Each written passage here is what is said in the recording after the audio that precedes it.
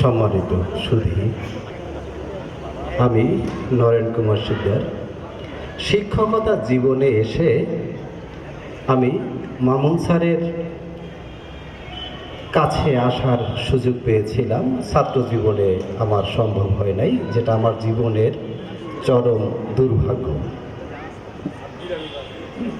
আমি যখন মামুন স্যারের কাছে আসলাম তখন উনি আমাকে বলে দিলেন, একটা নির্দিষ্ট আসন দিয়ে দিলেন এবং বললেন যে তুমি 3 মাস পর্যন্ত কোনো কথা বলবে না,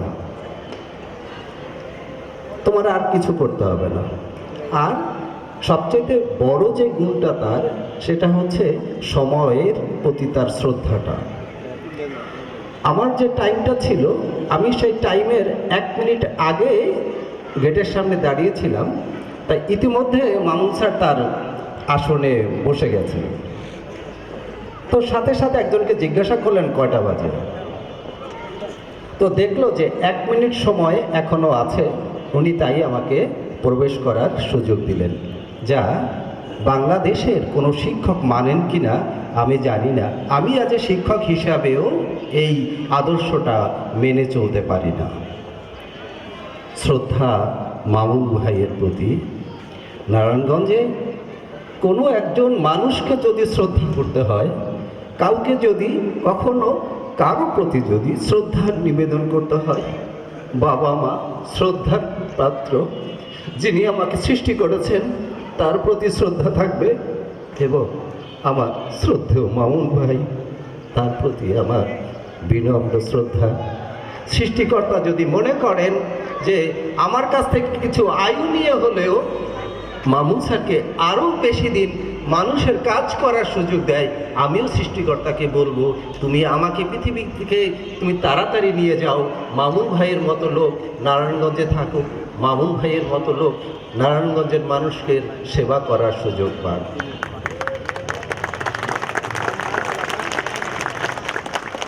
মামুন ভাই খাবার দাবারের প্রতিও যথেষ্ট পরিমাণ নিয়ম মেনে চলতেন।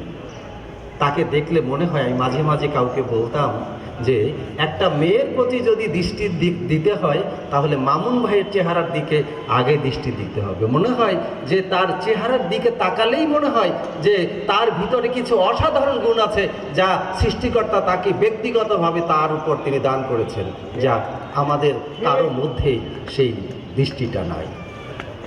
তো আমি তার খুব কাছে যেতে পারি নাই, কারণ অতটা সময়ও আমার ছিল না। তো আমি একদিন মামুন ভাইয়ের কাছে আসলাম অল্প কয়েকটা ফল নিয়ে, ওনার হাতে তুলে দিলাম। তুলে দেওয়ার পরে উনি বললেন, নরেন তোমার বাসায় কে আছে? আমি বললাম আমার একটা ছেলে আছে। উনি সাথে সাথে এই পুরো ফলটা বলল যে নরেন, এটা তোর ছেলের জন্য আমি দিয়ে দিলাম, আমার খাওয়া হয়ে গেছে। এরকম অসাধারণ মানুষ, যিনি নিজের পকেটের টাকা কতজন মানুষকে যে দিয়েছেন, কখনো কাউকে বলেন, যার কাছে দিয়েছেন সেও জানে না কে টাকা তাকে দিয়েছে। এমন একজন অসাধারণ মানুষ, যাকে শ্রদ্ধার সাথে মনে করতে হয়। পৃথিবীতে তিনি বেশি দিন বেঁচে থাকবে, নারায়ণগঞ্জের মানুষের কাছে বেঁচে থাকবে তিনি।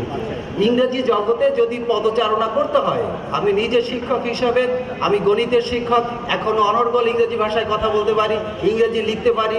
এবং নারায়ণগঞ্জের বুকে আমি যখন প্রধান শিক্ষকের প্রাইমারি স্কুলের জন্য যখন আমি শিক্ষক হিসাবে যখন পরীক্ষা দিয়েছিলাম, আমি নারায়ণগঞ্জের খাতা দেখার সুযোগ পাই নাই, সেখানে আমি সর্বোচ্চ নাম্বার পাওয়ার সুযোগ পেয়েছিলাম।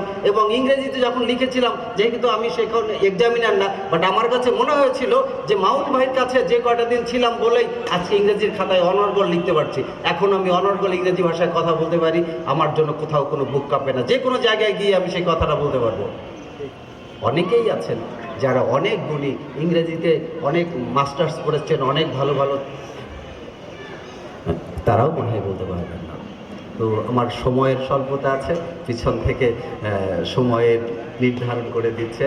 আমি খুবই আনন্দিত যে আমাকে এই গুণী মানুষের সামনে দাঁড়িয়ে মামুন স্যারের 2-1 কথা বলার সুযোগ করে দিয়েছেন। নারায়ণগঞ্জবাসীকে অসংখ্য ধন্যবাদ।